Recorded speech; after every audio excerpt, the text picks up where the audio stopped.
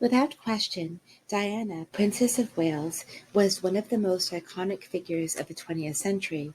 She was also enigmatic, appearing full of contradictions.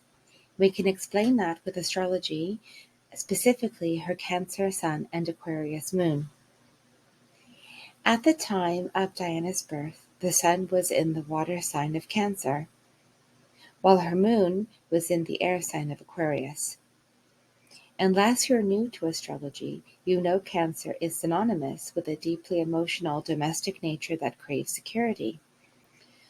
Aquarius, on the other hand, is all about rebelliousness and an unconventional spirit, as well as humanitarianism. Diana's moon, the most watery and emotional planet, is in this airy and intellectual focused sign. This combination was emblematic of Diana's character. The home-loving, domestic, fairy princess we knew when she first entered the scene, the wild rebellious heart that was always there but only came to the fore later in her life. Do you have a Cancer Sun or Aquarius Moon, or maybe even both? If so, you probably have an instinctive understanding of Diana, what she did, what she felt, and what she accomplished. Tell me if that's true in the comments below. I find Diana is brimming to overflowing with all of the characteristics of the Cancer and Aquarius signs. While many people may have a strong sun sign and a weaker moon sign, or a stronger moon sign and a sun sign that is less immediately noticeable in their personalities, Diana's personality seemed perfectly balanced between her two sides. At the same time, they seemed at war. This stands in contrast with unfair criticisms that were leveled against her, especially by those aligned with her adversaries. They implied that she was fake or had misled people. The truth was that she was all too genuine, and others found this an inconvenience. While her Cancer Sun pushed her to try to fit in with the royal family, even at the cost of her psychological and spiritual well-being, her Aquarian Moon could never fully comply.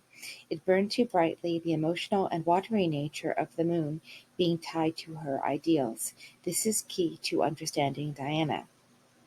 In tarot, Aquarius corresponds to the Star card. We all have a fundamental need to be true to ourselves, but this was especially strong in Diana. She couldn't be happy or feel at ease without being genuine. Perhaps without knowing it, the people who pressured her to do otherwise were engaging in an act of real cruelty.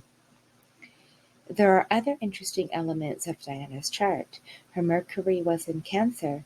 This is a difficult placement, as Mercury governs communications, and the Cancer placement can bring a painfully emotional overtone. Interestingly, Diana's Saturn was in Capricorn, the sign of its rulership. This helped bolster the pragmatic and traditional parts of Diana's nature. We saw that many parts of the royal tradition appealed to her, while the other side of her nature railed against them. Supporting Diana's rebellious and deeply humanitarian Aquarius Moon was Jupiter in the same sign. Jupiter in Aquarius is a placement of great generosity and kindness. I hope you enjoyed this intuitive astrology reading. Please let me know if you did and what you think in the comments below. I would love to know, your thoughts on the topic. And please subscribe so you see all my future videos. Okay, thank you. Have a wonderful week. Bye.